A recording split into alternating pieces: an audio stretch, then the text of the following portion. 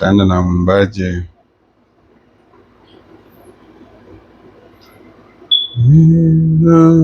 shirika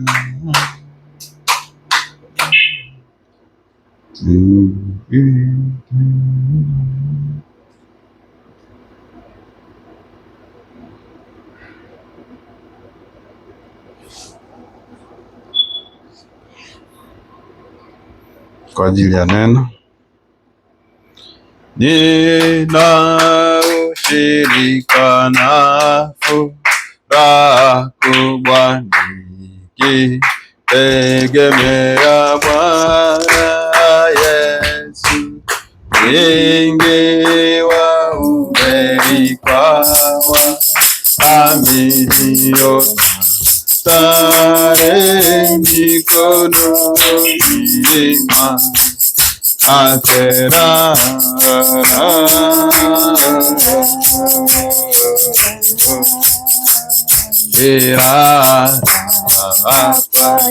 kwa Yesu na manira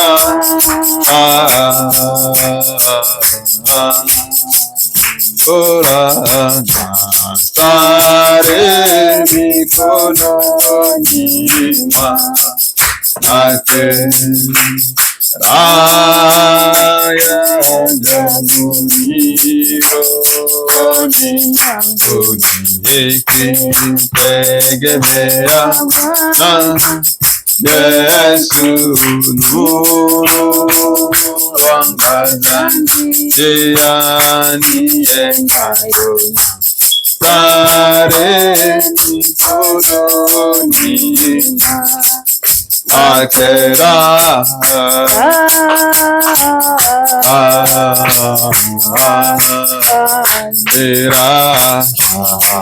kwa Yesu na manira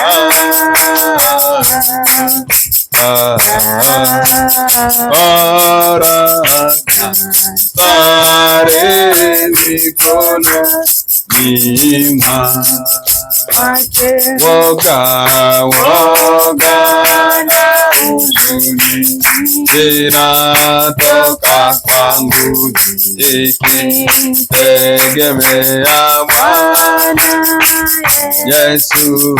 Ninafarijiwa siku zote naye, stare mikononi mwake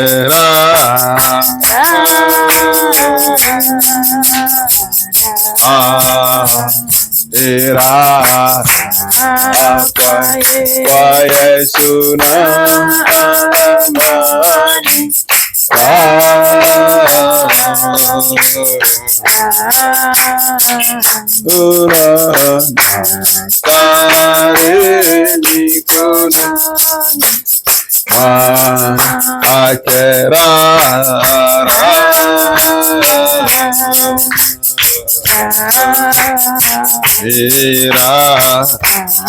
amani kwa Yesu na amani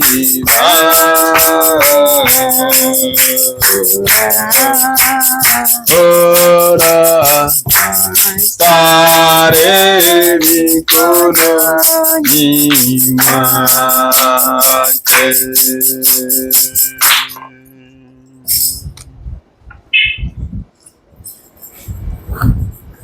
Simame some neno la Mungu.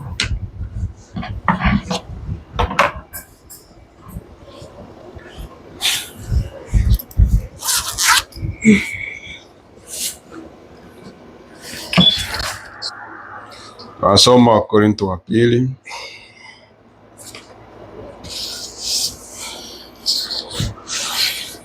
sura ya 12 1 hadi 4 katika jina Yesu Kristo. Sina budi kujisifu ijapokuwa ipendezi, lakini nitafikiria maono na mafunuo ya Bwana.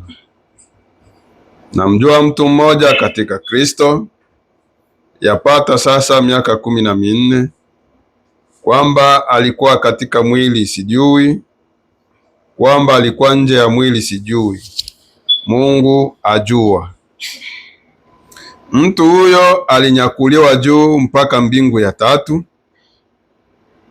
nami namjua mtu huyo, kwamba alikuwa katika mwili sijui, kwamba alikuwa nje ya mwili sijui, Mungu ajua. Tulia we tulia. Ya kuwa alinyakuliwa mpaka peponi, akasikia maneno yasiyotamkika, ambayo haijuzu mwanadamu ayanene. Amen. Takupika. Tunaomba.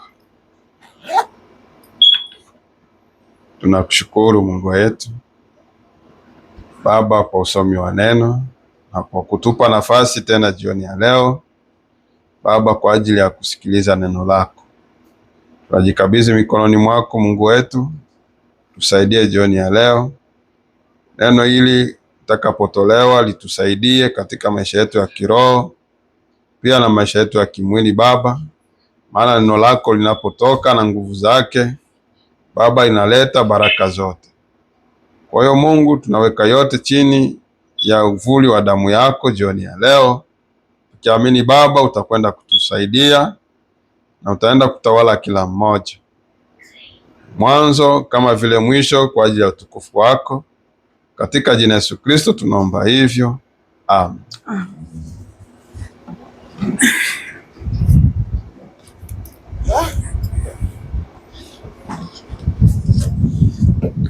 Nawakaribisheni tena jioni ya leo na kuwasalimieni katika jina Yesu Kristo. Amen.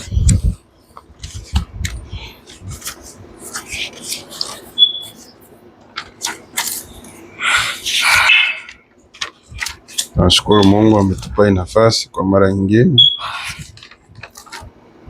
kwa ajili ya neema yake, ibada likaweze kufanyika.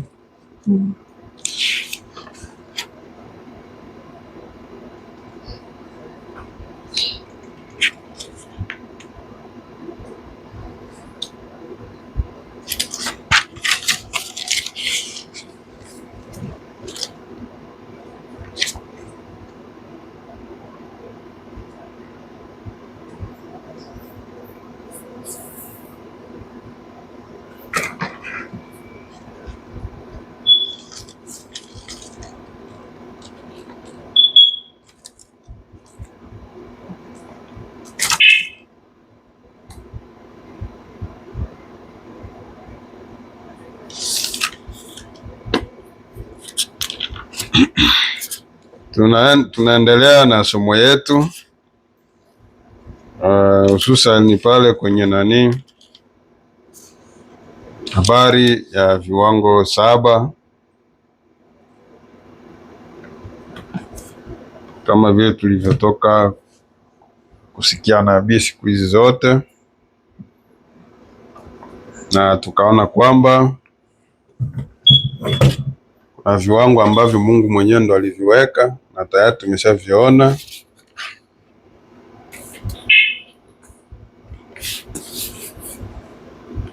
Dogo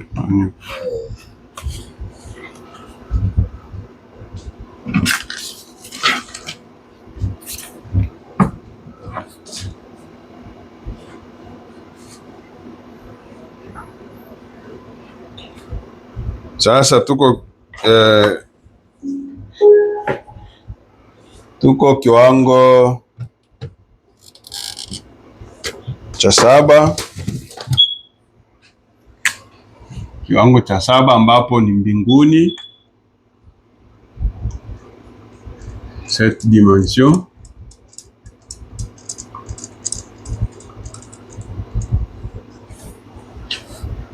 Viwango 7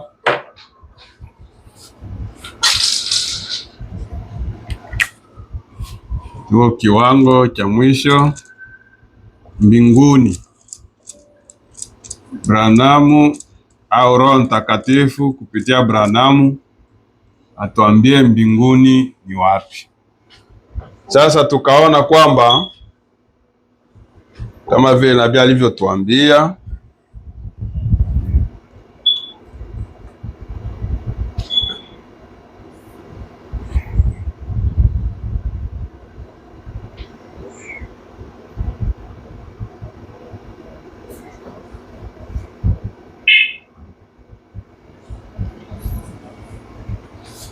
Kulingana na Wakorinto wa pili 12, nabii alituambia kwamba Paulo naye aliweza kuonyeshwa vitu kama hivyo. Alipelekwa katika ulimwengu wa roho, naye wakamwonyesha maneno ambayo hakuruhusiwa yeye kuambia watu wengine, ijapokuwa aliyajua yote aliyokwenda kuyaona na kuambiliwa, na akastaajabu kuyaona yale, lakini hata hivyo hakuruhusiwa kumwambia mtu yeyote. Nafikiri ndio kwa tulipaona hapo, ndo tukaanza sasa kuangalia mbingu ya kwanza, kwa sababu maandiko ilisema kwamba yeye Paulo alifika mbingu ya tatu. Kwenye mbingu ya tatu alipofika eko ndo akaanza ambiliwa maneno ambayo yeye hakuruhusiwa aambie mtu mwingine, si ndio hivyo?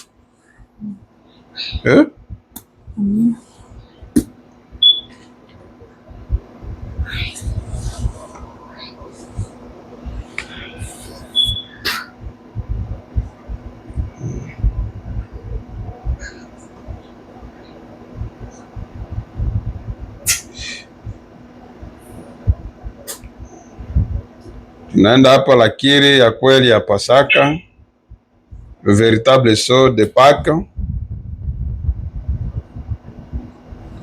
ambako tulishia tarehe 2 mwezi wa 4 61, ilihubiriwa Indiana, Marekani, Jeffersonville, Indiana. 121 hadi 122.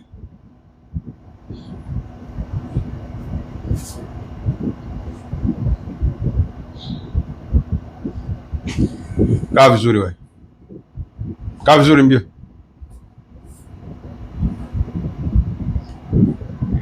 Ushapaona? Muhuri wa kweli wa Pasaka, tarehe 2 mwezi wa 4 61.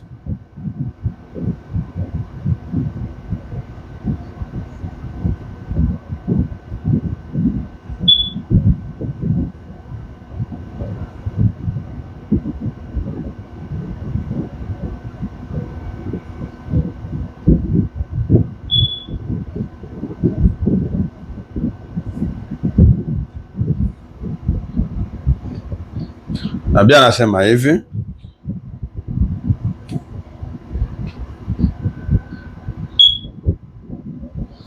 sasa hivyo ndivyo Mungu anavyolifanyia kanisa lake.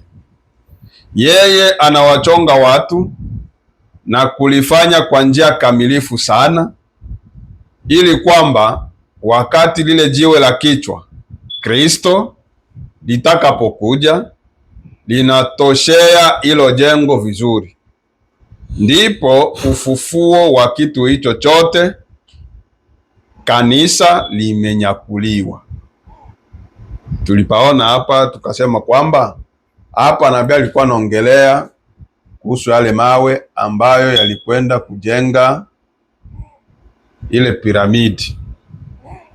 Ile piramidi haikujengwa na mawe ya sehemu moja, ilijengwa na mawe ambayo yalitoka nchi mbalimbali hapa duniani, kumaanisha kwamba mwili wa Kristo uko katika ulimwengu mzima, katika kila taifa. Na ndio maana leo unakuta kuna Waarabu wanaamini ujumbe wa wakati, kuna Wahindi ambao wanaamini ujumbe wa wakati, wanakuwa ni Wakristo, wanatoka katika dini ya ukoo ya Kiislamu ya wa Muhammad, wanaamini Yesu Kristo. Si ni kweli? Ijapokuwa sio wengi, na ndivyo inavyokuwa kila wakati. Wateule hawakuagi wengi, wanakuaga ni wachache.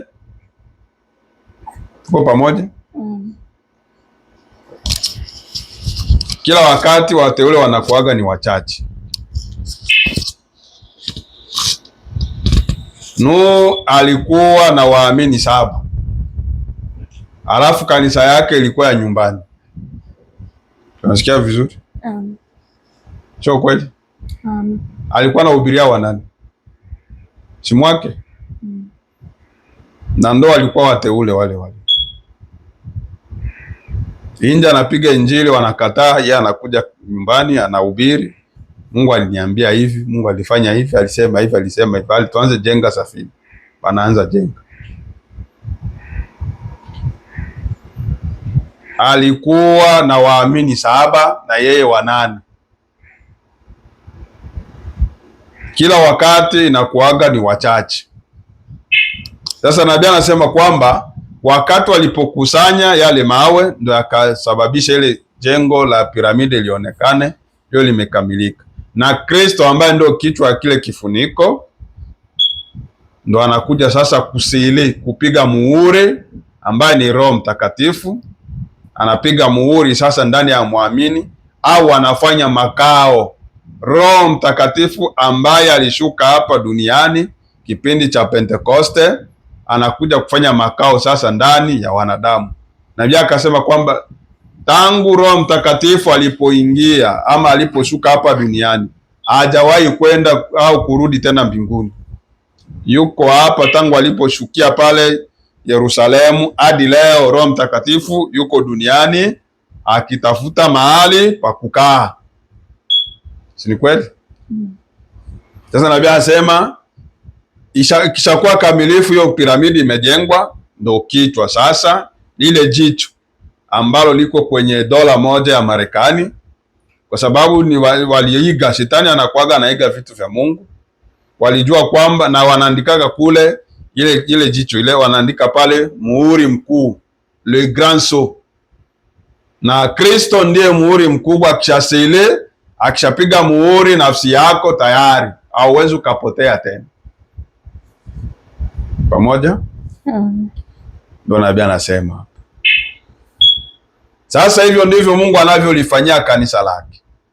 Yeye anawachonga watu na kulifanya kwa njia kamilifu sana, ili kwamba wakati lile jiwe la kichwa virigile Kristo litakapokuja linatoshea hilo jengo vizuri, ndipo ufufuo wa kitu hicho chote, kanisa limenyakuliwa. Jiwe la kichwa. Pamoja? Nabii, jiwe la kichwa. Nabii anasema sasa tumeketi pamoja katika ulimwengu wa roho katika Kristo Yesu. Sasa tunatambua ya kwamba Yesu, ule mwili wa Yesu ulitwaliwa juu kutoka kwenye ufufuo. Ni kweli? Mwili wake baada ya kubadilishwa na kuwa na mwili wa utukufu, mwili ule ukanyakuliwa ukaenda mbinguni, ulitwaliwa juu kutoka kwenye ufufuo. Sasa tunajua ya kwamba Biblia inazungumza juu ya mbingu 3, lakini hata hivyo inasikika kwamba kuna mbingu 3 kama Wakorintho wa 2:12 inavyosema, ambayo Paulo alienda kuyanena. Mbingu 3 ninaamini ilikuwa ni Paulo ambaye alitwaliwa hata katika mbingu ya 3 na kuona mambo ambayo hayakumfaa yeye kunena habari zake. Sawa?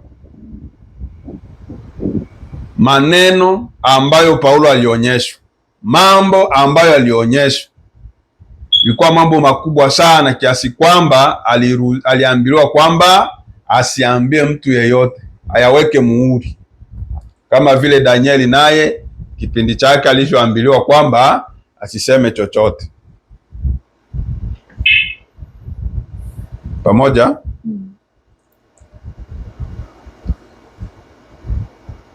Ninaamini ilikuwa ni Paulo ambaye alitwaliwa hata katika mbingu ya 3 na kuona mambo ambayo hayakumfaa yeye kunena habari zake.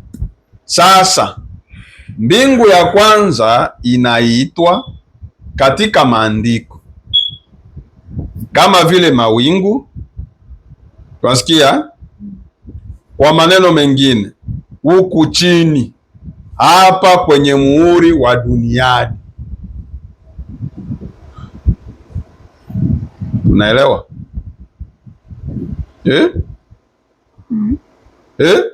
Hapana. Mbona huko anasema tatizo nini?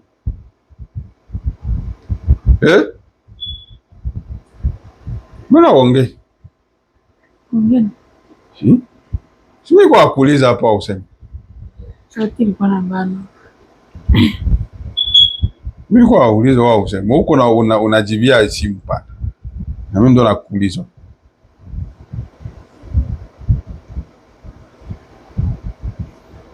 Sasa mbingu ya kwanza inaitwa katika maandiko, yaani ile ambayo Paulo alikwenda kusema eti mbingu tatu. Yeye alikuwa anajua maana yake, lakini sasa hakuruhusiwa aambie watu, ikawa ni siri. Sasa kwa wakati wa leo ndo ile siri inawekwa wazi, tujue sasa zile mbingu tatu ambazo Paulo alisema ilikuwa ni kitu gani.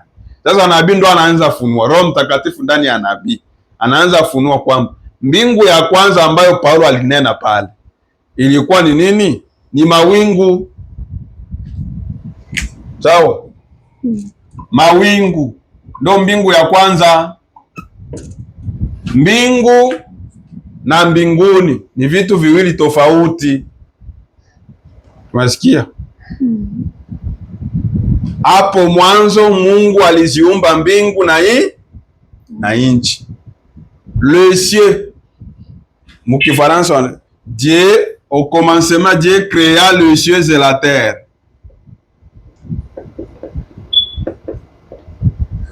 Sawa? Hii le ciel hii haiko mbinguni. Ndio yenye Paulo alikuwa asema hapa. Le trois cieux, mbingu tatu. Hizi mbingu tatu hizi haimaanishi ni mbinguni. Tunasikia? Kwa sababu ziko na madetaye. Mbingu ya kwanza ni mawingu, anga, mlolele, umachu, huko ambako kunakaa mawingu. Ukienda mwavyo unaona mawingu iko chini hivi, auoni chini, juu tena uone huko. Ndo mbingu ya na hiyo mbingu ya kwanza iko wapi? Duniani. Haiko kweli? Ile mawingu unaonaga mwamvi na kuaga wapi? Na kuaga kujua na kuaga wapi? Si hapa duniani. Ndo hapa kwa Branham anasema.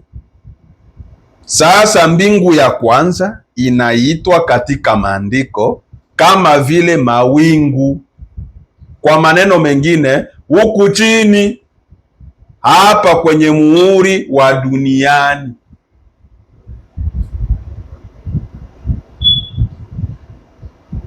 Unaelewa? Ndio wenye walichora pale.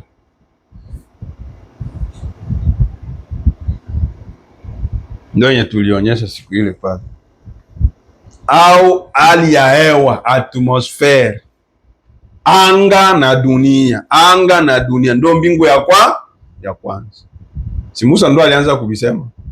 Hapo mwanzo Mungu aliziumba mbingu na nchi. Ile mbingu na nchi ile ni anga, mawingu. Wasikia?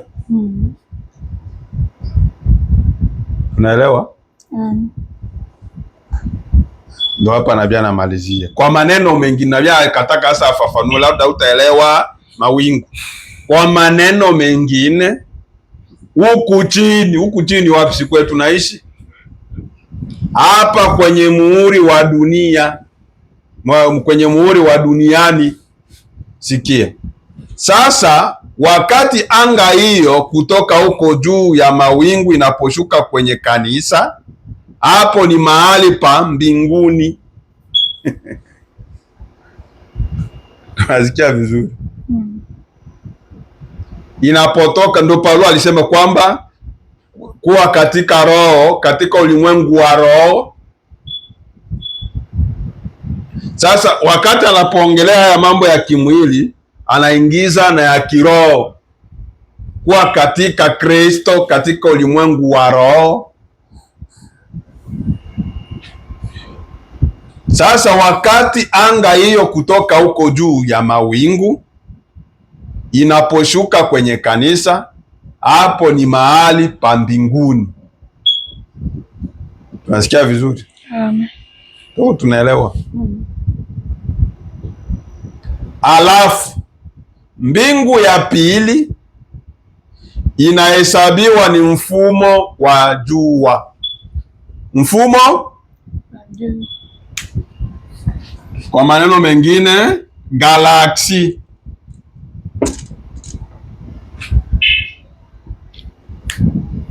Mfumo wa juu ndo mbingu ya ngapi?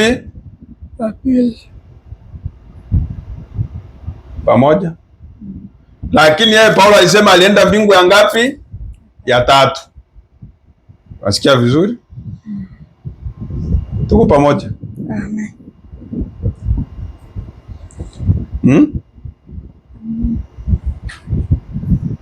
Alafu mbingu ya pili inahesabiwa ni mfumo wa jua, nayo mbingu ya tatu inaenda mbele ya huo. Hatuyaisikia kama ni nini hiyo mbingu ya tatu. Pamoja? Mbingu ya kwanza ni macho. Macho au mawingu haiko sayari. Ni sayari? Sayari ndo planete. Eske mawingu ni planete? Kuna kuwaga planete ya mawingu? Sawa? Kwa sababu planete ama sayari, huko sayari ambayo inaitwa dunia. Sasa ile dunia ile ndo iko na mawingu.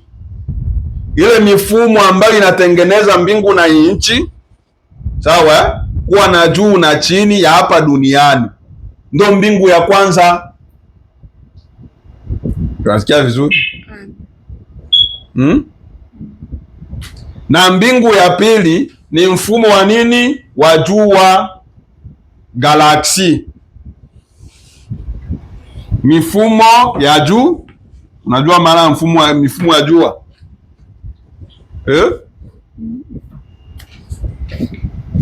Hizi hapa. Kuanzia nyota, Saturne, Mars, Venus, ile yote, kwa sababu zile zote Pluto, Nocturne, ile yote ile Mars, yote ni sehemu ya jua, ni planete ambazo zilitoka kujua, na dunia ambayo tuko hemo ni sehemu ya jua yote, na nyota ambayo tunajua yote vilitoka kujua. Wakati Mungu alipokuwa anaumba, ndo akawa na gawagawa, kila kipande kikatoka kwenye jua, na ndo maana jua ndo mfalme wa viumbe vyote, asema nabii. Tunasikia? Jua ndo mfalme wa viumbe vyote. Tunaelewa?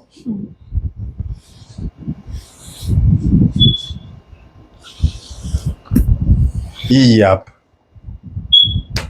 naweka masayari, kuko Saturne, Pluto, Mercury, Venus, zile atmosfere 9, zile planete 9 zote ndo galaksi, pamoja na nyota hizi hapa.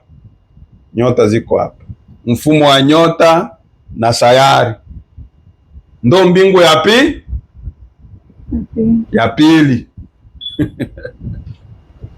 Tunasikia vizuri?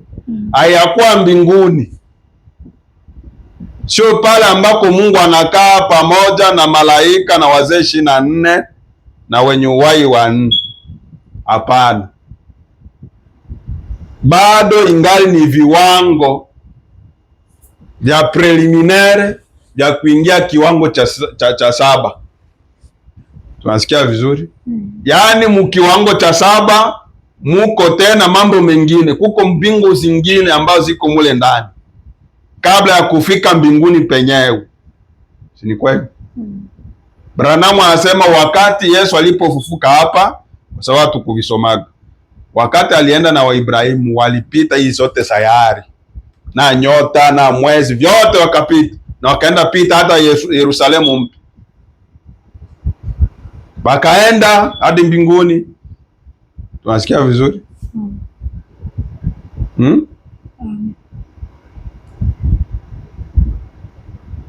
Na ujaelewa nirudilie? Sawa. Mbingu ya kwanza, anga, sky, mkiingereza wanaita sky. Hapa ngoja niweke hapo, sky, anga, earth, anga au dunia. Sky, anga au macho, ndo sky. Na hizi galaksi, na hii galaksi ndo mfumo wa nyota na nini na sayari.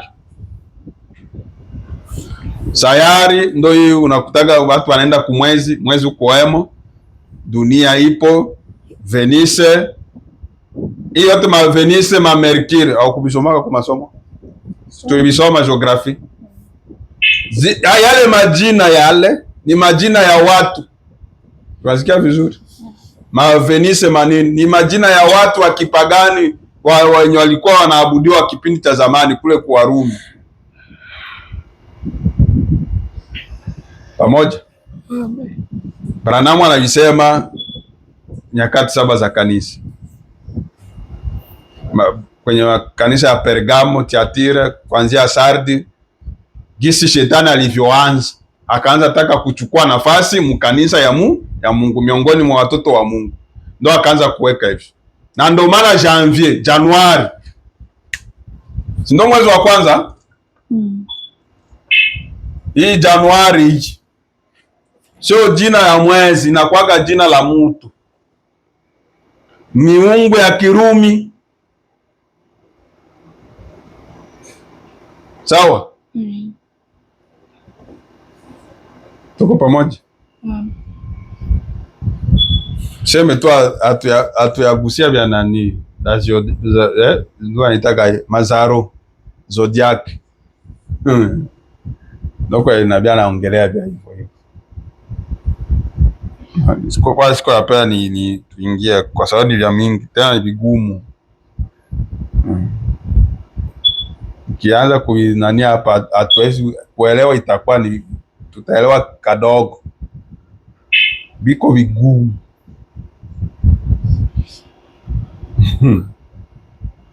Ni vigumu. Sasa tukisema tuanze zodiac hapa. Kwa sababu Branham alisema kila mtu hapa siku yenye alizaliwa kuna nyota ambayo ilimwakilisha. Sawa?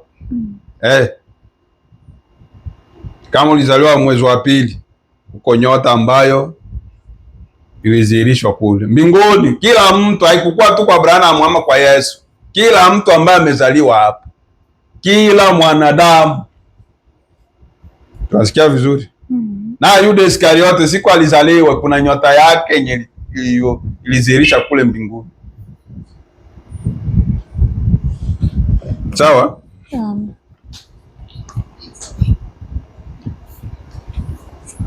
Kuna shida hapo?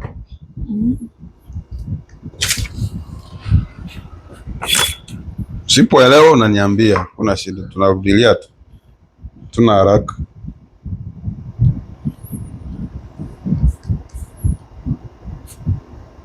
Sawa?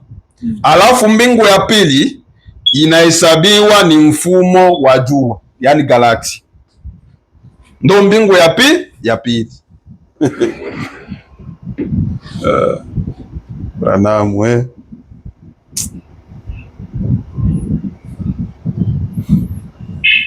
pamoja. 130 na ngapi hapa, turuke 134.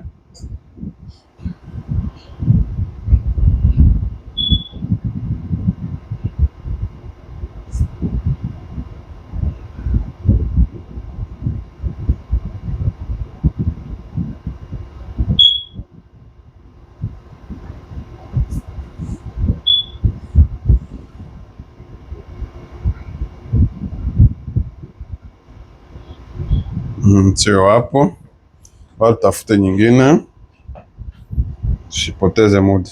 Maswali na majibu ya tarehe 28, tarehe 28 mwezi wa 6 59.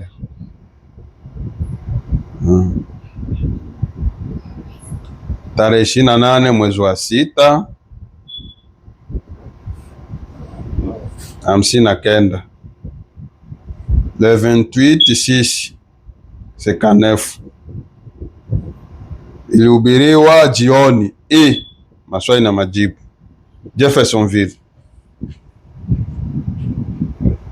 Shapaona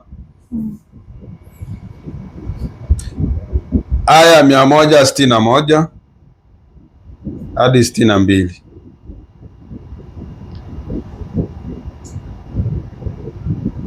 Mia 61 na 62.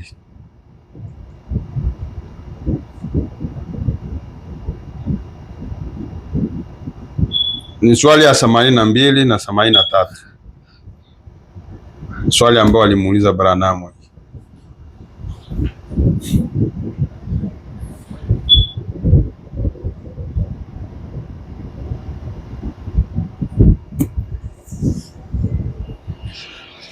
Walimuuliza nabii, aya ya 82, kuna zaidi ya ulimwengu mmoja? Sawa?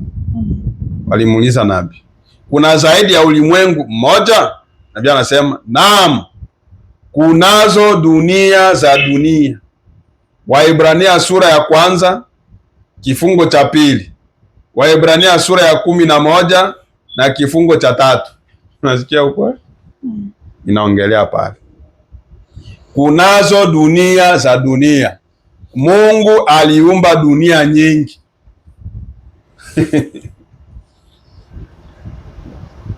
Dunia nyingi, dunia nyingi, dunia nyingi. Ndio na katakata huko DUNIANYNGI. Dunia nyingi. 83 tena, kunazo zaidi ya mbingu moja? Unasikia? Ukisoma Waebrania 11 na mstari wa 3 pale inaonyesha kuko dunia nyingi tofauti na hii yetu. Pamoja? 83 wakamuuliza, je, kuna mbingu zaidi ya moja? Kunazo zaidi ya mbingu moja? Naam.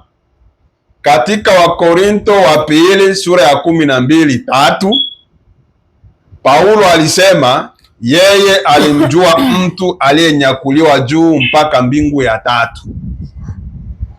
Nasikia? Na katika Ufunuo na kwingineko kunazo zaidi ya hizo. Sina budi kuharakisha kwa sababu hivi sasa umepita wakati wangu wa kumalizia. Ingekuwa vema kama ningesoma haya mengine yaliyobaki, na vema kueleza kidogo tu.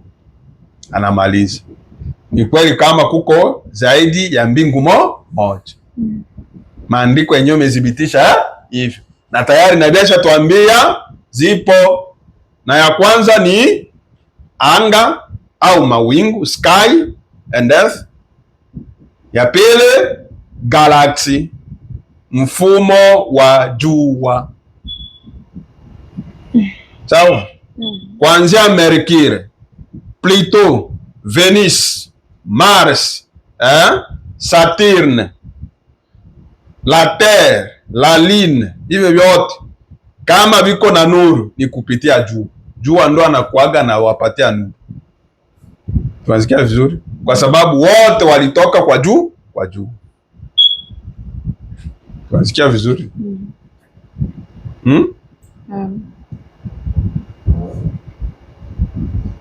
Pamoja?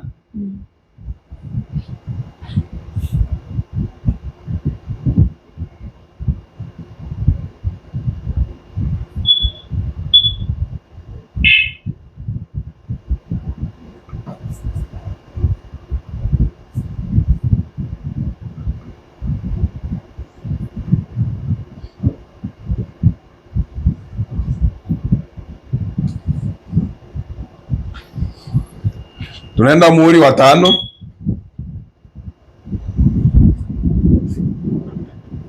Muhuri wa 5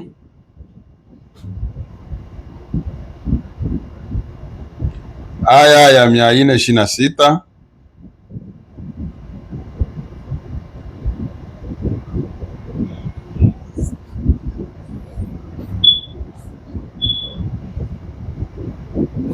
hadi 33. 424 hadi 33, muhuri wa 5.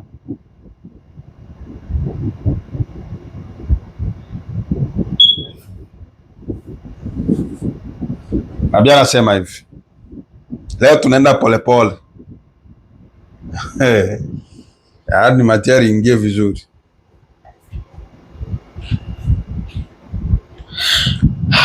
Nabii anasema hivi,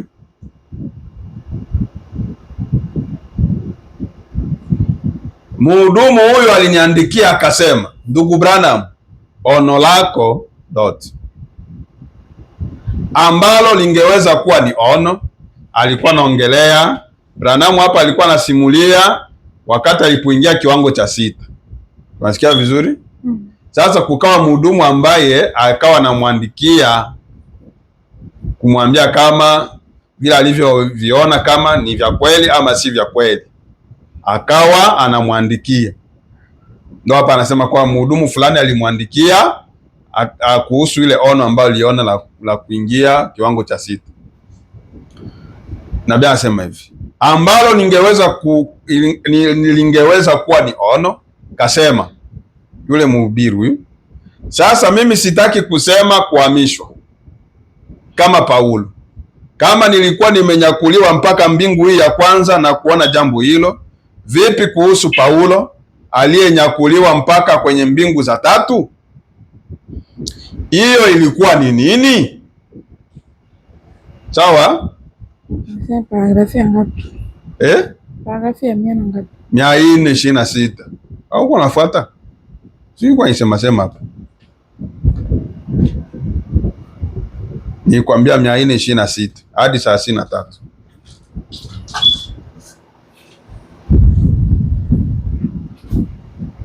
Na nilikuwa nasema sasa mimi peke hapa hivi au kwa sikia nasema. Na nilikuwa nairudilia hapa.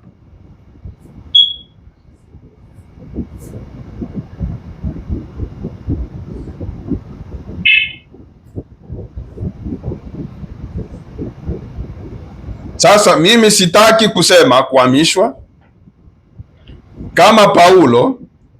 Kama nilikuwa nimenyakuliwa mpaka mbingu hii ya kwanza na kuona jambo hilo, vipi kuhusu Paulo aliyenyakuliwa mpaka kwenye mbingu za 3? Hiyo ilikuwa ni nini? Nabii anauliza, hiyo ilikuwa ni kitu gani hicho ambacho Paulo alichokiona hadi mbingu ya 3? Ilikuwa ni nini? Yeye alisema hata hangeweza kunena habari zake. Unaona, kama alinyakuliwa, kama ilikuwa ni kunyakuliwa, sijui, siwezi kusema, singeweza kuambieni. Lakini mhudumu huyu alisema, ndugu Branham, ono lako lilisikika la kimaandiko sana na la kweli, mpaka ulipozungumzia juu ya kuwako kwa farasi kule. Nasikia huko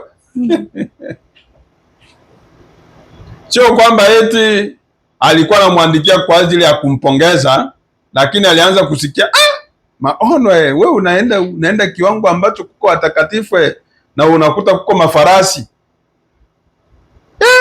Nasema kulingana na ono yako Branham, basi hatuna kusema, ni la maandiko na tunasikia kuisha kuwa na farasi huko. Ono lako lilisikika la kimaandiko sana na la kweli, mpaka ulipozungumzia juu ya kuwako kwa farasi kule. Kasema ati farasi mbinguni? Kasema sasa unamwona mtu huyo wa kidini, hekima, bongo. Unaona, akasema mbingu iliumbwa kwa ajili ya wanadamu, si farasi. Unasikia vizuri? Yaani alikuwa anamwandikia barua, sio kwamba eti alinampongeza eti aliona mambo ya Mungu. Alianza kuikashfu, kusema anaanza itambua ile ono ile.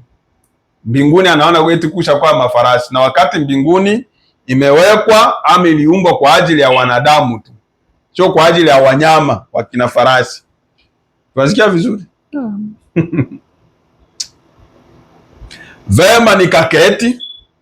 Bili mwanangu hapa, Bili Paul akaiweka ile barua papa hapa katika ofisi ya kanisa la zamani, yapata miezi 3 ama 4 iliyopita. Nikasema ndugu yangu mpendwa, ninashangazwa na hekima yako. Branham anaanza amjibia ule mhudumu ule, ninashangazwa na hekima yako, lakini na ujuzi wako wa maandiko. Sikusema ya kwamba nilikuwa mbinguni. Unasikia huko eh? Branham hakusema alienda mbingu. Alienda kiwango cha 6. Tunasikia vizuri? Tuko tunaelewa? Watu walikuwa, ule mhudumu alikuwa shamfasiria vibaya venye hakusema eti kwamba alienda mbinguni, na akaanza kukritike, kusahihisha. Mbinguni tena kunaonekana kuko farasi, na wakati mbingu iliumbwa kwa ajili ya wanadamu.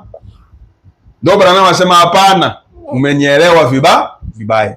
Katika kusimulia kwangu kuhusu hiyo ono niliyoiona, tunaita ono kwa sababu mpate kuelewa, lakini ni zaidi ya ono kama ile ambayo Paulo naye aliona.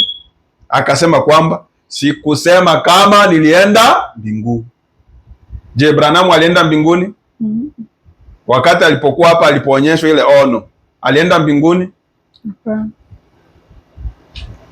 Sikusema ya kwamba nilikuwa mbinguni, nilisema ilikuwa ni mahali kama paradiso, maana Kristo alikuwa angali yuko juu. Unaona, si ni kweli? Wakati yeye alipofika kiwango cha 6, aliuliza Yesu yuko wapi? Nataka nimuone Yesu. Yesu yuko wapi? Wakamwambia haiko hapa, yuko juu yetu kidogo, yuko kiwango kingine. Sawa? Huko tunaelewa, na bikisha anaenda anafafanua. Dawa matuli. Gradewe.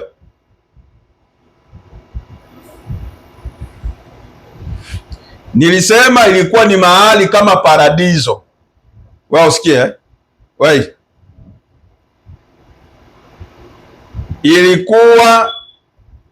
Nilisema ilikuwa ni mahali kama paradiso, maana Kristo alikuwa angali yuko juu. Unaona? Lakini nikasema kama linaweza kukuridhisha, fungua Ufunuo 19. Tunasikia vizuri? Yule mhudumu ambaye alikuwa anakataa kwamba mbinguni hakuwezi kuwa farasi, kwa sababu mbingu imetengenezwa kwa ajili ya wanadamu tu, si ya wanyama. Akamwambia kama ni hivyo basi, soma kitabu cha Ufunuo 19, utaona kwamba mbinguni Yohana alionyeshwa watu malaika, watu Kristo akija juu ya farasi, ya farasi mweupe. Wanatoka wapi? Mbinguni. Tunasikia? Ngoja tuisome hapa. Ufunuo 19.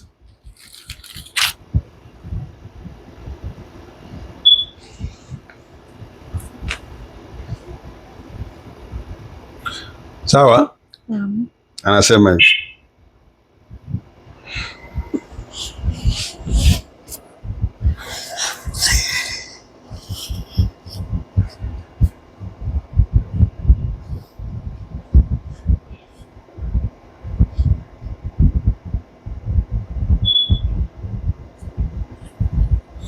Baada ya hayo nikasikia sauti kama sauti ya makutano mengi, sauti kubwa mbinguni, sauti kubwa mbinguni ikisema, haleluya, wokovu na utukufu na nguvu zina Bwana Mungu wetu, kwa kuwa hukumu zake ni za kweli na za haki. Maana amemhukumu yule kahaba mkuu aliyeiharibu nchi kwa uasherati wake, na kuipatiliza damu ya watumwa wake mkononi mwake. Wakasema mara ya pili, haleluya, na moshi wake upaa juu hata milele na milele. Na wale wazee 24 na wale wenye uhai 4 wakasujudu na kumwabudu Mungu aketie katika kile kiti cha enzi, wakisema amina, haleluya. Sauti ikatoka katika kile kiti cha enzi ikisema, msifuni Mungu wetu, enyi watumwa wake wote, ninyi mnaomcha, wadogo kwa wakuu.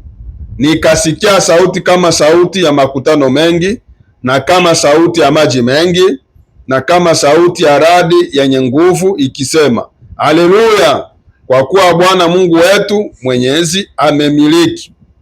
Na tufurahi, tukashangilie, tukampe utukufu wake, kwa kuwa harusi ya mwana kondoo imekuja, na mkewe amejiweka tayari.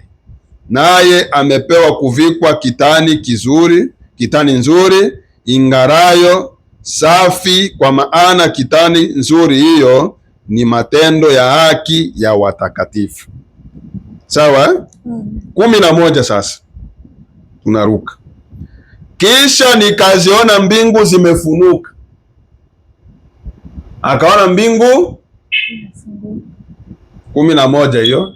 Si Branham ndo aisema Ufunuo 19. Tumeruka hapa, tunaenda moja kwa moja kwenye pointi. 11 inasema hivi. Kisha nikaziona mbingu zimefunguka. Tuko tunaelewa. Hii mbingu ambayo imefunguka ni anga. Sawa? Anga ikafunguka.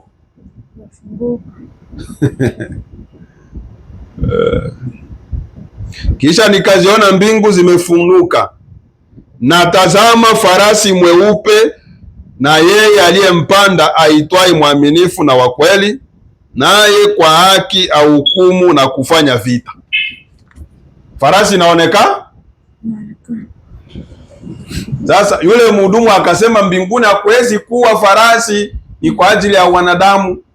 Branham akasema wewe ndio usome Ufunuo 19 itakwambia. Na uniambie sasa huyo farasi alitoka wapi? Pamoja? Nikasema kama linaweza kukuridhisha, fungua Ufunuo 19. Na wakati Yesu atakapotokea kutoka kwenye mbingu za mbinguni, unasikia huko? Mbingu za mbingu, le ciel de ciel. Yaani Yesu atakapotoka kwenye anga za mbinguni, tunasikia vizuri? Amen.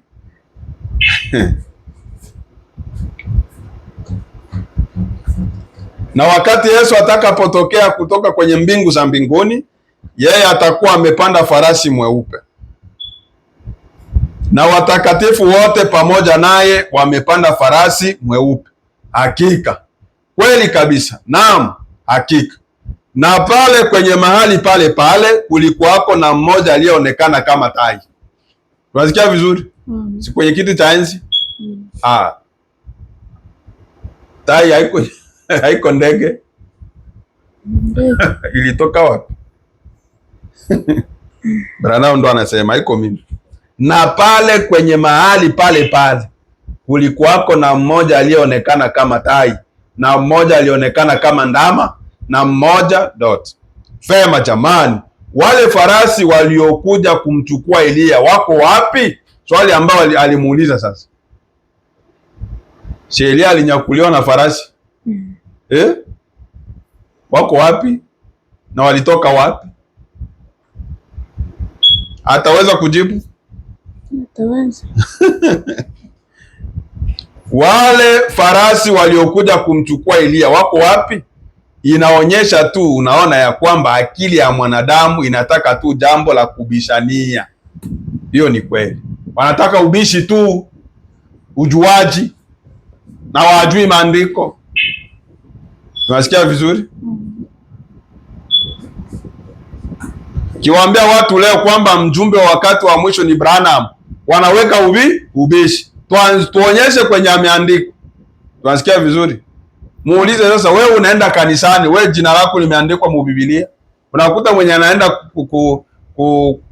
kukanisa anaitwa Leonard, anaitwa Filipo, au anaitwa, hatutasema Filipo kwa sababu atasema iko mbiblia, anaitwa Asumani, anaitwa Omari. Mbiblia wanaandika Omari, lakini anaenda kuimba mule, jina langu limeandikwa mbiblia, limeandikwa, jina langu limeandikwa hivi na vile. Kuko manyimbo si wanakompozea manyimbo ya hivyo, jina langu limeandikwa mkitabu. Banaandika jina gani? Asumani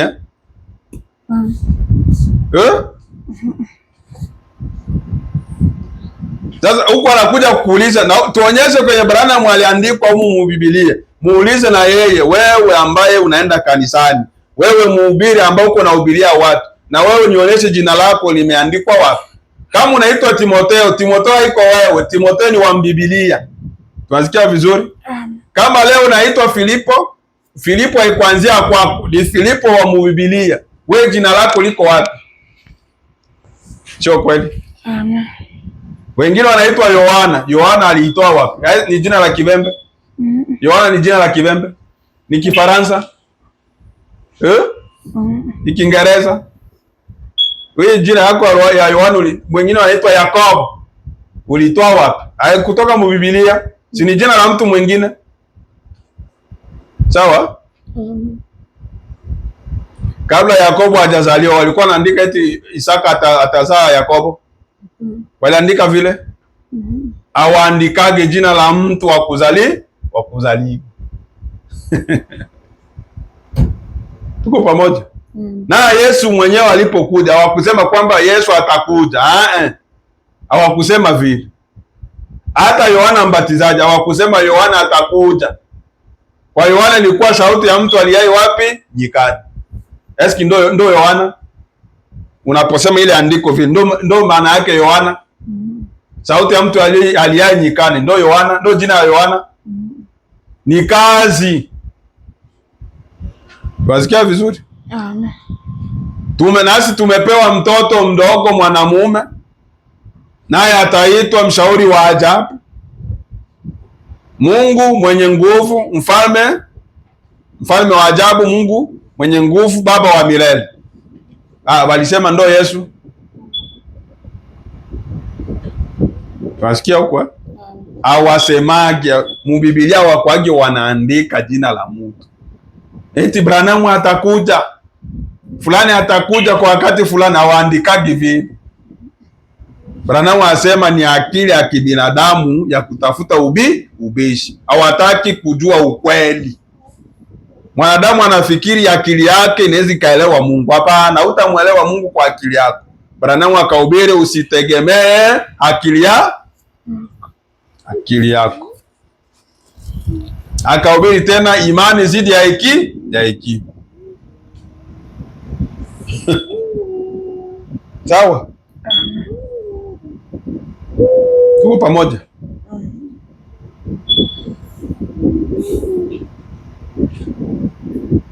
Nabii anasema inaonyesha tu, unaona ya kwamba akili ya mwanadamu inataka tu jambo la kubishania. Hiyo ni kweli. Sasa angalie, lakini nilikuwa nikiwazia tu kama huyu ndugu wa samani na mcha Mungu Yohana nilifikiri tu pangekuwa ni mahali pazuri pa kuingizia jambo hilo kabla tu ya kufunga. Unaona, kama Yohana aliangalia kule na hao walikuwa ni baadhi ya ndugu zake. Unaona, ndugu zake ambao walipaswa kuteswa muda kidogo. Basi unaona, Bwana Mungu aliniruhusu kuwaona ndugu zangu na watakatifu waliokuwa wanakungojea kule kuja kwa Bwana. Tunasikia vizuri? Kwenye muhuri wa 5 Mungu alimwonyesha Yohana wa ndugu zake, wa kundi lake. Tuko tunaelewa? Kama Yohana aliangalia kule na hao walikuwa ni baadhi ya ndugu zake. Unaona, ndugu zake ambao walipaswa kuteswa muda kidogo. Basi unaona, tunasikia vizuri? Tuliongeleaga wakati tulipoongelea habari za baragumu 7, zile roho chini ya madhabahu za muhuri wa 5 walikuwa ni Wayahudi wale ambao walitetea Injili wakauawa. Unasikia vizuri? Upande wa Wayahudi huo, yaani ilikuwa wa ndugu zake wa Yohana ambao ni Waisraeli, Wayahudi wateule ambao walikuwa wanawakilisha kundi yake, pia na ndugu Branham naye huku kumataifa. Mungu akampa neema ya kuona wapi kunakoelekea watakatifu. Sawa? Ndio hapa nabii anasema, Bwana Mungu aliniruhusu kuwaona ndugu zangu na watakatifu waliokuwa wanakungojea kule kuja kwa Bwana. Angalia, wao hawakuwa chini ya madhabahu ya zabibu. Unasikia? Wangu hawakuwa pale. Wanani? Tuko tunaelewa? Watu wa nani? Wa Branham?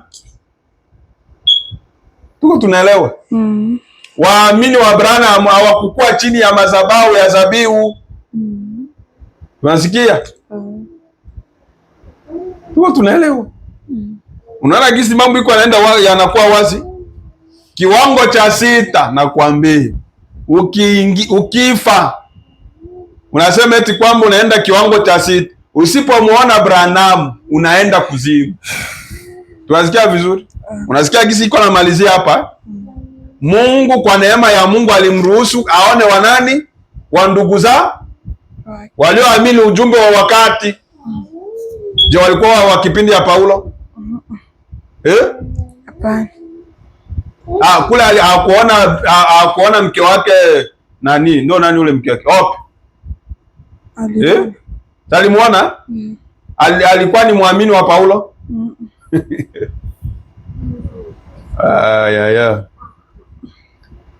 Tuko tunaelewa nabii kisiko anafafanua. Huko naelewa mbingu ya 3 hivi.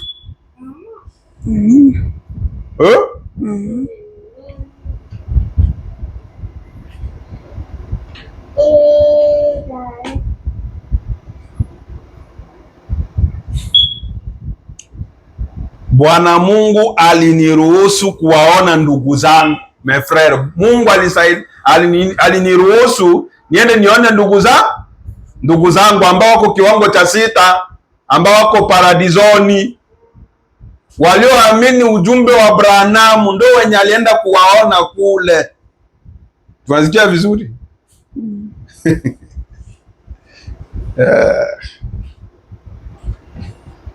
Bwana Mungu aliniruhusu kuwaona ndugu zangu na watakatifu waliokuwa wanakungojea kule kuja kwa Bwana. Angalia, wao hawakuwa chini ya madhabahu ya zabibu. Tunasikia vizuri? Madhabahu, roho chini ya madhabahu ya zabibu ni upande wa Wayahudi chini ya muhuri wa 5. Ni Wayahudi wale ambao Yohana aliwaona. Ndipo nikaona muhuri, walipofungua muhuri wa 5 nikaona roho chini ya madhabahu wakilia, hadi lini Bwana? Wale walikuwa ni Wayahudi wanaohusika na nani? Na Yohana. Na upande wa mataifa Branham, Mungu akamuonyesha kiwango cha 6. Akaenda kuona bafrere na basere benye waliamini ujumbe wa wakati wake. Tuko tunasikia vizuri? Mimi nakwambia Methodiste yeyote, Mpentekoste yeyote mwenye hata amini ujumbe wa wakati haingii kiwango cha 6, hata nyakuliwa. Tunasikia vizuri? Branham anadhibitisha, Bwana Mungu aliniruhusu kuwaona ndugu zangu na watakatifu waliokuwa wanakungojea kule kuja kwa Bwana. Si yake Celeste wanasubiria ili wafufuke kwenye ufufuo wa kwanza. Angalia, wao hawakuwa chini ya madhabahu ya zabibu. Sikia, wangu hawakuwa pale. Kundi lake la Branham alikukua pa?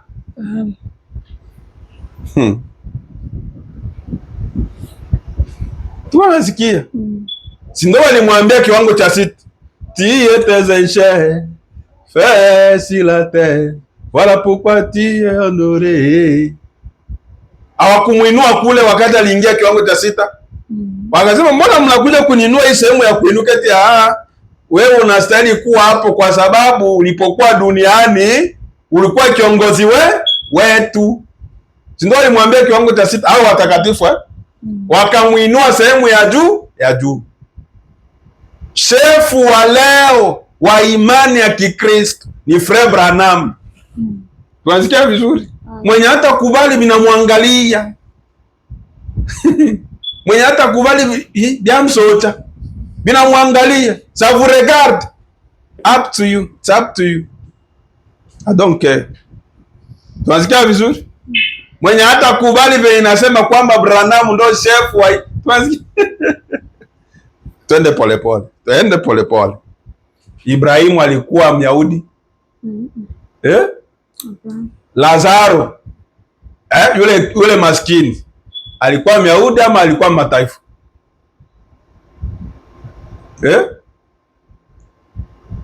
Lazaro ule maskini alikuwa mataifa. Alikuwa mataifa. Alikuwa mataifa ule Lazaro. Lazaro alikuwa mataifa. Alikuwa mataifa. Kama kifo cha Ibrahimu. Wewe unaendaka mkifua cha Ibrahimu? Wewe mwalienda mkifua ya Ibrahimu. Alikuwa mataifa. Wao ujue maandiko kana.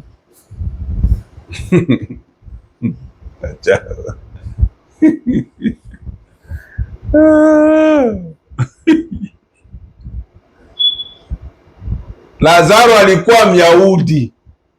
Uyahudi ulianza kuhesabiwa wakati Mungu alipobadilisha jina ya Yakobo. Yakobo aligeuka akaitwa Israeli. Yakobo ndo alizaa watoto 12. Ndo zikawa kabila 12 ya Israeli. Yaani watoto 12 wa Yakobo kwa maneno mengine. Lakini kwa sababu baada ya Yakobo kubadilishwa jina akaitwa Israeli, ndo anaitwa sasa kabila 12 za Israeli, ikimaanisha kabila 12 za Yakobo, wakina Rubeni na kadhalika. Naambia Lazaro alikuwa mataifa. Kuanzia uzao wa Yakobo ndo kwenye Mungu alianza chagua taifa lake. Na Yakobo alikuwa mjukuu wa nani? Wa Ibrahimu. Wa Ibrahimu. Yakobo batoto ya nani? Ya Isaka.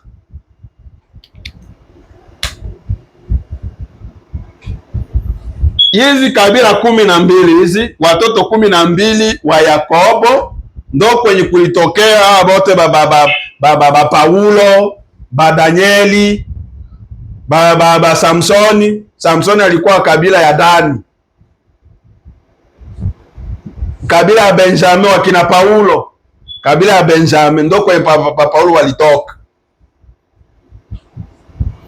Masikia?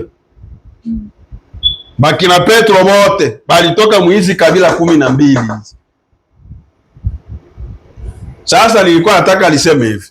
Ibrahimu yeye hakukuwa Myahudi, alikuwa mataifa, lakini kwa sababu Mungu alimchagua kwa imani ambayo kwa neema, Mungu alimchagua Ibrahimu kwa neema, akamweka Ibrahimu kuwa mwakilishi wa imani yote ya Waisraeli. Na ndio maana walipokuwa wanakufa wanaenda kifuani mwa nani? Mwa Ibrahimu. Mungu ndo alimchagua Ibrahimu, lakini Ibrahimu hakukuwa Myahudi, alikuwa mataifa. Tuwasikia vizuri? Na ndio maana kuanzia Abeli, jinsi Abeli alipoanza kufa akakutaliwa kuzimu, hadi wakati Ibrahimu alikuja kuzaliwa na yeye akafa, akaenda kuzimu kule paradisoni, akafungwa kule. Wote walikuwa wanawakilishwa na imani ya nani? Ya Ibrahimu, kwa sababu Mungu ndo alichagua kuwa mkubwa wao. Tunasikia vizuri? Tuko pamoja? Ndio maana nilisema siku ile kwamba ndo sawasawa ilivyokuwa na Hadesi. Yaani ukifa unaenda kwa Hadesi, kwa sababu Hadesi ndo alikuwa mmiliki wa nini? Wa kaburi na kule kuzimu. Ndio mwenye alikuwa na miliki kote. Yeye ndo alikuwa anapeleka sehemu ya watu wenye wana dhambi, anaenda wanakupeleka kule kwa mateso, na sehemu ya haki. Vile vile wakati wa mwenye alikuwa anawakilisha imani kwa Agano Jipya alikuwa ni Ibrahimu. Na ndio maana ulisikia ule Lazaro alikuwa mkifua ya nani? Ya Ibrahimu, kwa sababu Mungu aliteua Ibrahimu kuwa mwakilishi mkuu wa imani. Tuko pamoja? Paulo hakusema imani ya Ibrahimu, Yakobo hakusema habari ya Ibrahimu, wote walisema. Na wakati Ibrahimu hakukuwa Myahudi, alikuwa mataifa, kwa sababu Mungu alimchagua Ibrahimu kuwa mwakilishi wa imani. Na ndio maana wote Wayahudi walipokuwa wanakufa kipindi kile cha Agano la Kale, wakina Isaya, wakina Danieli, wote walikuwa wanaenda kwenye kifua cha nani? Cha Ibrahimu, kwa sababu Ibrahimu ndio alikuwa mwakilishi wa imani. Pamoja? Na ndio maana Yesu wakati alipoenda kuzimuni, wa kwanza kufungua mlango kule na kumuona alikuwa ni Ibrahimu. Sawa? Na leo hii mwakilishi wa imani ya Kikristo leo, unasikia vizuri, ni Branham. Leo hawezi kuwa na imani ya Mungu kama uyaamini kenye Branham alisema. Sio kweli? Kupata Roho Mtakatifu leo ni kuamini maneno yenye Branham alisema kwa wakati wa leo. Ukikataa utaenda kuzimu. Nakwambia ukweli. Tuwasikia vizuri? La foi d'Abraham égale la foi de Branham kwa wakati wa leo. Imani ya Ibrahimu Agano la Kale, leo Agano Jipya, katika Agano la Tatu ni imani ya Branham. Na ndio maana Branham alisema kwamba maisha ya nabii ndio neno. Sawa? Un prophète, c'est un interprète divin de la parole de Dieu dans sa propre vie. Sawa? Nabii yeye ni mfasiri wa neno la kiungu la Mungu kupitia maisha yake mwenyewe. Yale maisha ambayo nabii anayaishi ndio neno kwenu. Unasikia vizuri? Twende polepole. Musa wakati alikuwa porini akafanya miaka 40. Vile vilikuwa vinahusiana na Israeli. Lakini haviko mu Biblia. Maisha yote ya Musa inaandikwa mule. Sio kweli? Leo haiko neno. Haiko neno. Mule mu Biblia, anza kusoma kitabu cha Mwanzo hadi Ufunuo, ni maisha ya watu. Sio kweli? Petro akafungwa gerezani. Unafikiri ni ndoto? Je, hakukuwa nafungwa? Haiko maisha.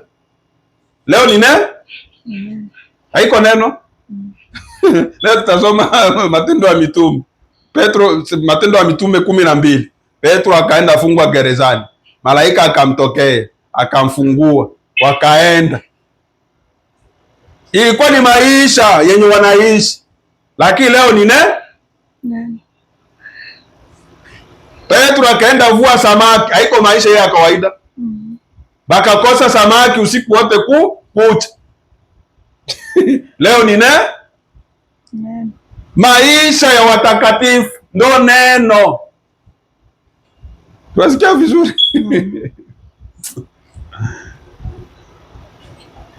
Ibrahimu alikuwa anatoka kupiga wafalme kule, akakutanana na Melkisedeki kwenye mialoni ya Mamre. Akampa cha 10.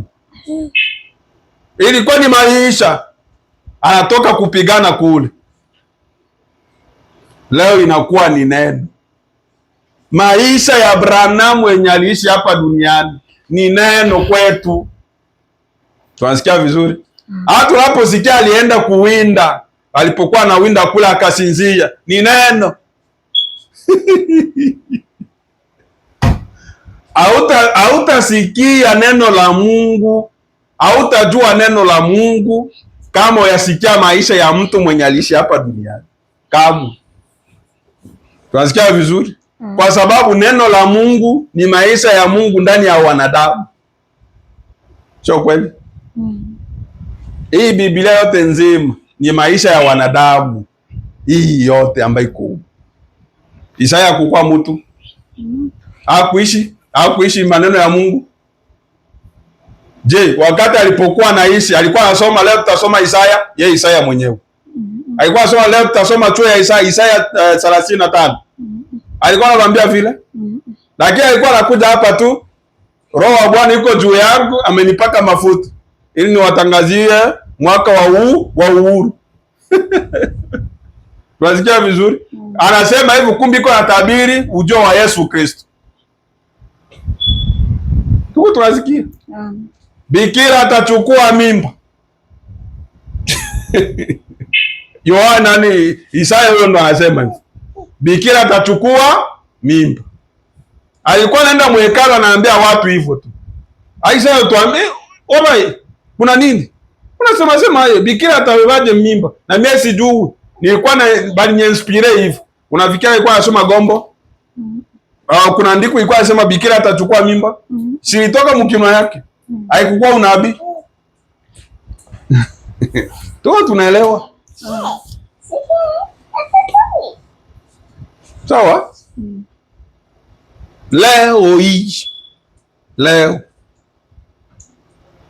mwenye hataishi maneno ambayo Branham aliyahubiri, mimi nakwambia, hata kama angukagi na mke wa mtu, hata kama akwagi nasema uongo, akwagi anaiba, ataenda kuzimu. Tunasikia vizuri? Nakwambia ukweli. Mafarisayo walienda kwa sababu ya nini? Hawakukuwa na neno. Mafarisayo hawakukuwa na neno, hawakukuwa wanajua neno. Walimkubali Yesu. Yesu alikuwa mwanadamu kama mwingine. Walimkubali. Na Yesu ndo alikuwa lile neno ambao wanalijua, na ndo alikuwa pale katika mwili. Sio kweli? Amen.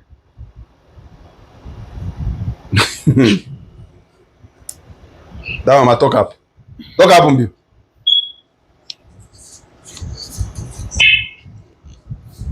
Tuko pamoja.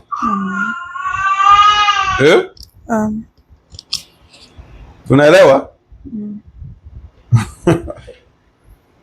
Yes.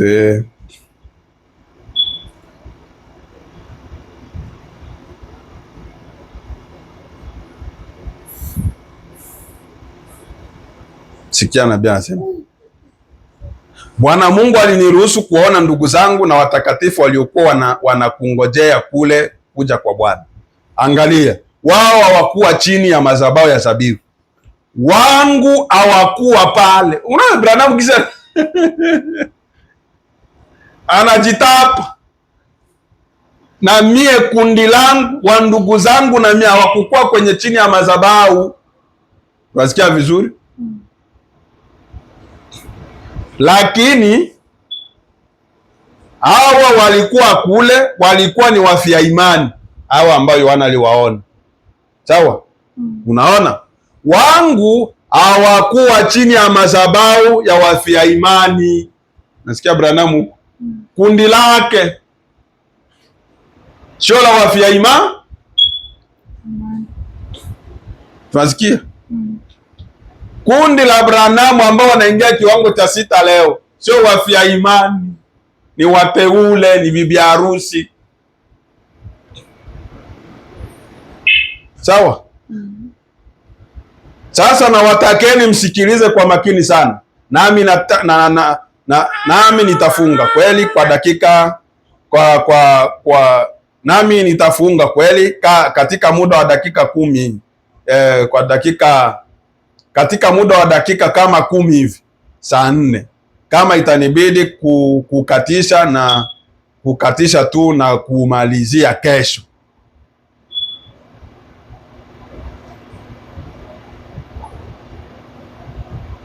Sawa?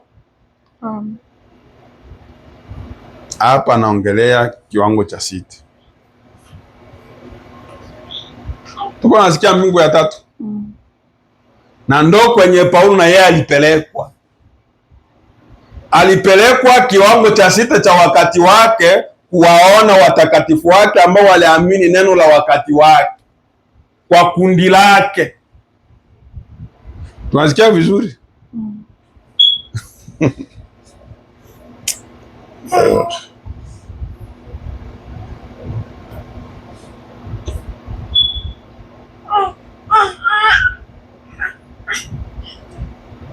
Tunasoma ujumbe, tumalizia hapo.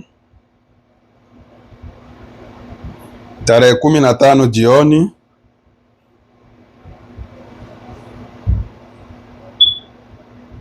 kufanywa wana wenye mamlaka, sehemu ya kwanza. Tarehe 15 mwezi wa 5 60, ilihubiriwa Jeffersonville, Indiana, Marekani, aya ya 12.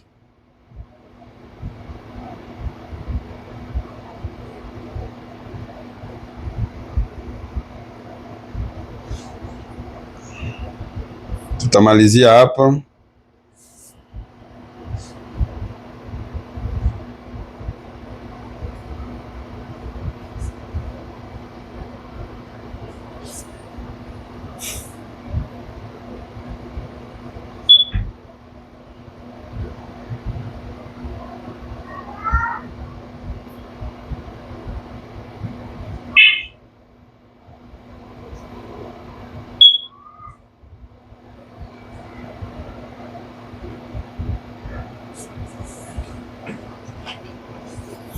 Nabii anasema hivi, watu harakisha hapa, kama dakika 2 zinabaki hapa.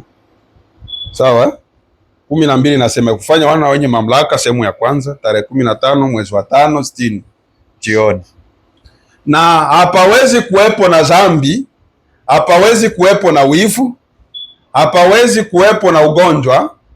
Hakuna chochote kingeliweza kufika katika hiyo pwani ya mbinguni. Unasikia vizuri? Pwani ya mbinguni haiko mbinguni, ni kiwango cha 6. Unasikia vizuri? Kula hakuna dhambi, hakuna magonjwa, hakuna uovu, hakuna sifa yoyote ya dhambi kule. Sawa? Kesho tunakuja, Mungu akitupa nafasi, tunakuja kuingilia sasa mbinguni. Tuone sasa mbinguni ni wapi. Sawa? Hii bado ilikuwa ni mbingu tatu. Hayakuwa mbinguni. Sawa? Si unalala?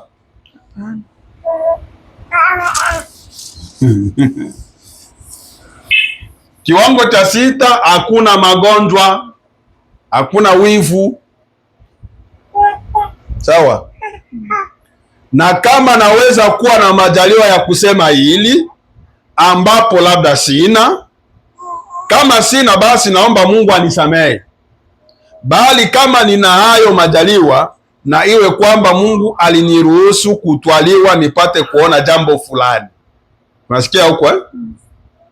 Na yeye anaongelea kama Paulo na yeye alivyopitia. Ningerejea kwenye mbingu za kwanza. Kama angelipata nafasi tena angerudilia tena kuanza kuambia watu mbingu ya kwanza ni kitu gani. Sawa? Ningerejea kwenye mbingu za kwanza, na basi ninaamini mtu mmoja katika Biblia, jina lake naamini lilikuwa ni Paulo. Sawa? Ambaye alitwaliwa hata mbingu za 3. Na kama ilikuwa yenye utukufu jinsi hii katika mbingu ya kwanza, hiyo mbingu ya 3 ina mambo gani? Si ajabu angeweza kunena habari zake kwa miaka 14.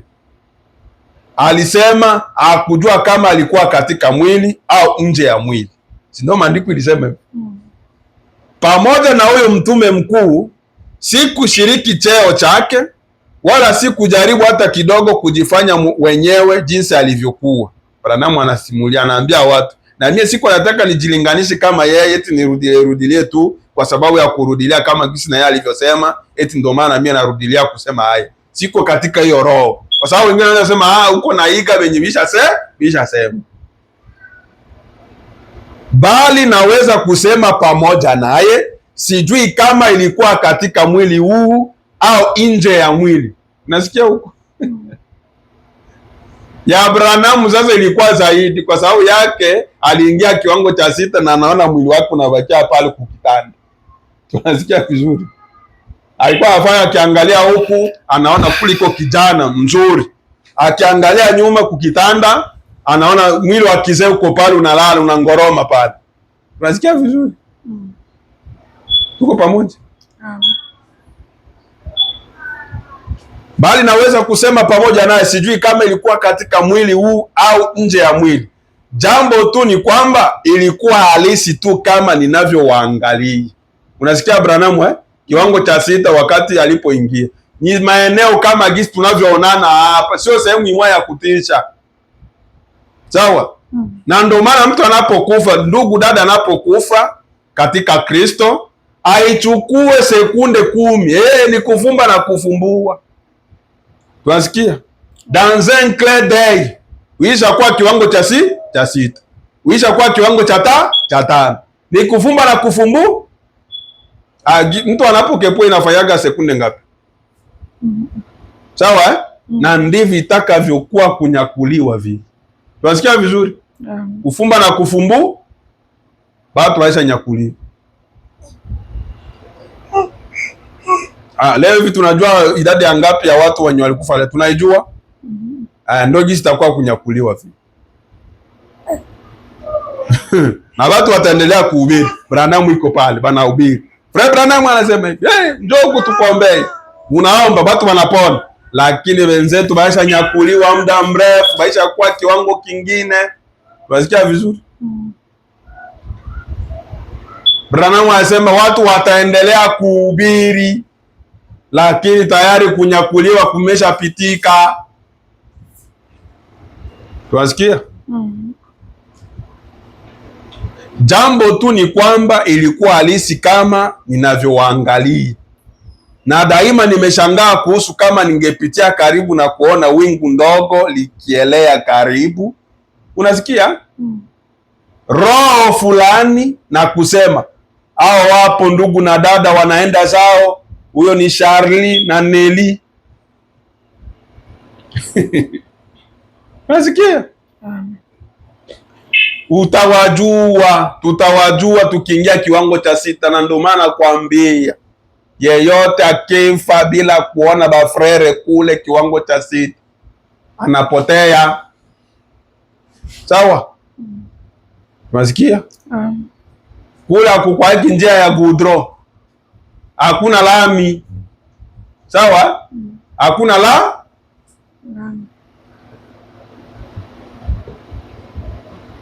nilikuwa kurompwe hivi, magari iko na pita, nikasubiri mtu nikawa nasubiri mtu wa kunipeleka, nilienda kuona hivyo. Haiko kiwango cha 6. Hakuna magari kule. Kabulimbo ya nini? Gudro ya nini? Lami ya nini? Isaidie nini? Kusafiri kwetu kwa ulimwengu wa roho haichukue hata dakika. Ni kufumba na kufumbusha kwa kiwango cha 6. Unasikia vizuri? Branham anasema inaanza fungua kawingu kaniwe kidogo kanafunguka. Unapoingia kiwango cha 6 kanafunguka hivi. Branham ndo anasema. Na daima nimeshangaa kuhusu kama ningepitia karibu na kuona wingu ndogo likielekea karibu, roho fulani na kusema, hao wapo ndugu na dada wanaenda zao. Huyo ni Charlie na Nelly. Hao walikuwa bafrere ba mukanisa ya Branham Tabernacle.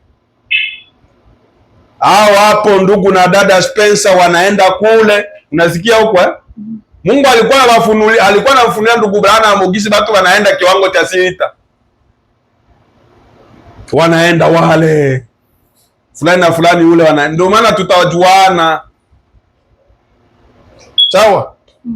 Hawakumjua kule. Hawakumjua Branham. Binti yake Sharo mwenye alikufa iko na miezi kama ngapi hivi. Kule alikuwa shakuwa binti. Alimuita baba. Kule hakuna ya baba na mama kule, ni bafrere. Baba na mama binaisha hapa duniani hapa. Unasikia vizuri? Hakuna mume na mke kule. Papa kule tuko bendera kule tunakumbatiana frere, precieux frere. Mungu akubariki. Nasikia nasikia mambo ya Mungu huko. Hakuna vya bakuli. Branham na binti yake Sharo mwenye alikufa, kwanza ujiuliza alimjuaje kwanza, ni kama ni Bili. Na wakati alikufa ni katoto kadoka miezi kama ngapi hivi. Nabii akasema kiwango cha 6, watu ambao wanaingia kule wanakuwaka na akili zaidi ya sisi. Lazima walijua kama ni nani. Wana akili ambayo sio ya kawaida. Tunasikia vizuri? Hao hapo ndugu na dada Spencer wanaenda kule. Hilo daima limeniduaza, lilikuwa linamshangaza ndugu Branham. Kama macho yangu yamo kaburini yakioza yakivunda, kama masikio yangu hayako hapa kusikia tena, na kama damu yangu yote imerudi, nao wameuhifadhi kwa dawa, nao huko majini ama ardhini. Unasikia huko Unasikia Branham kisha anataja mtu ukifa njia yoyote ile, hata ufe mumai, bakuzike, vyote vinaoza, hata uliwe na mamba na balene, samaki iwe nakuja kudonoa mwili wako, inabeba macho, masikio. Unasikia Branham kisha anataja. Haikubadili, haikukuli. Wewe ushakuwa kiwango cha 6 zamani. Tunasikia vizuri?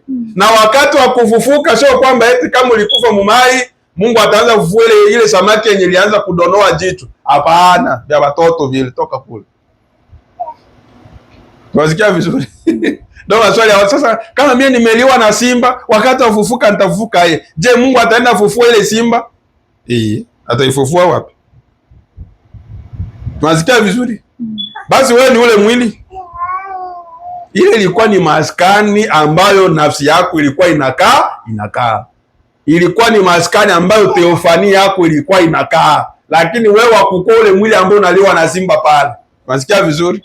Na ndio maana hata simba akishakula pale, baki huwa wanaenda kula Tunasikia vizuri? Ile nyama inaendaka wapi yenye simba anakula? Si estoma yake inaenda saga. Inageuka damu na yeye inamsaidia kuishi. Na wewe unaenda huwa simba, unaenda nyama inakula nyama nyingine. Sio kweli? Si nyama inakula nyama nyingine. Simba akiwahi anakula mwanadamu. Na mwanadamu akiwahi anakula simba. Sio kweli? Na hiyo yote ilitokana baada ya dhambi kuingia mshamba la Eden. Ndo wadui ukaingia pale. Unasikia Branham yuko anasema, yuko anataja hapa. Wameuhifadhi kwa dawa, hata kama huko mtu alikula wanapiga dawa ya kutokuoza. Haibadilishi kitu. Unasikia vizuri? Na huko majini ama ardhini na akili zangu, chembe zote za ubongo wangu zimeangamia. Basi nawezaje kuwa chochote ila roho anayeelea huko na huko? Na jambo hilo lilinisumbua mno. Unasikia Branham naye alikuwa na hiyo mawazo Mimi sasa kama nikifa na ajali na kuwa na akakanyama sehemu yake, ubongo sehemu yake, kamkono kamevunjwa, kamiguu, mifupa wote. Sasa wakati wa kufufuka itakuwa aje? Branham naye alikuwa anajiuliza. Branham sana na hayo alimsumbua. Na ndo anasema na jambo hilo lilinisumbua mno, jinsi nitakavyopenda kusema alo ndugu Pati, lo nina furaha sana kukuona. Alo ndugu Neville, jinsi ningependa kukuona. Lakini nikawaza vema, iwapo sitakuwa na kitu cha kuonea. Unasikia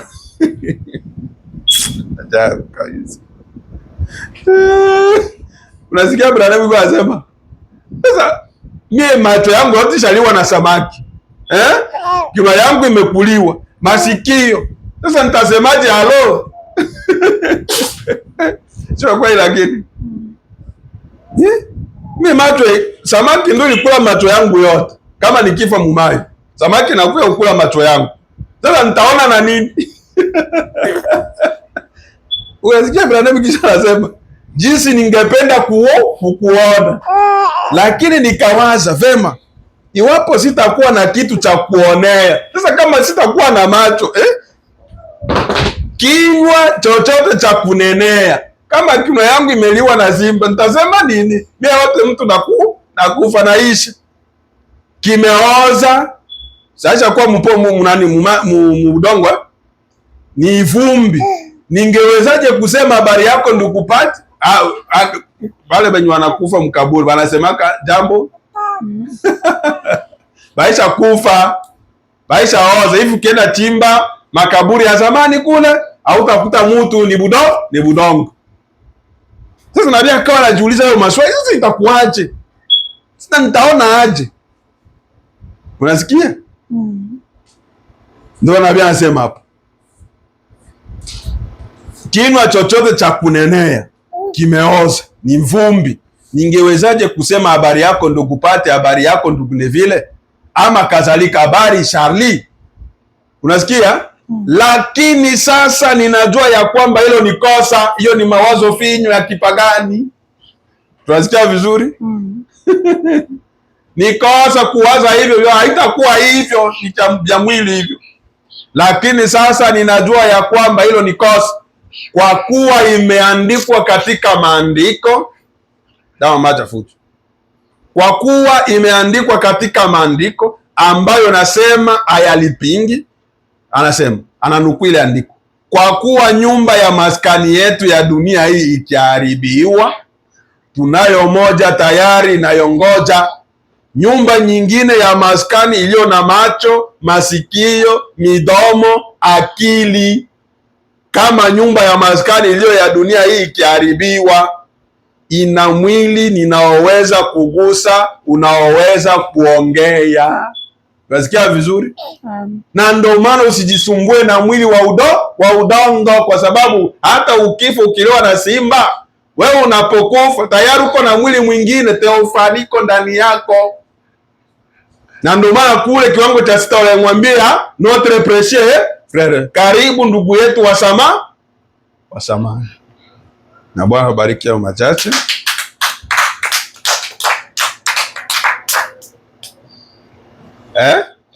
Tungesoma hapa 15, tutasoma kesho Mungu akitupa nafasi. Angalia habari za Musa. Musa alikufa. Musa, Mungu alimwambia utakufa, njoo huku kwenye majabali, huku kwenye mlima wa mawe. Akamuonyesha. Unaona ile nchi hautaingia na akakufa. Musa akukufa? Alikufa? Ule mwana alitoka kule mlimani wakati Yesu. Unasikia vizuri? Unasikia maandiko? Musa akukufa? Wakati Yesu yuko mlimani na Petro na Yohana na Yakobo, hakuonekana kule? Anaonekana. Sawa Tunaelewa? Tunaelewa mbingu ya tatu?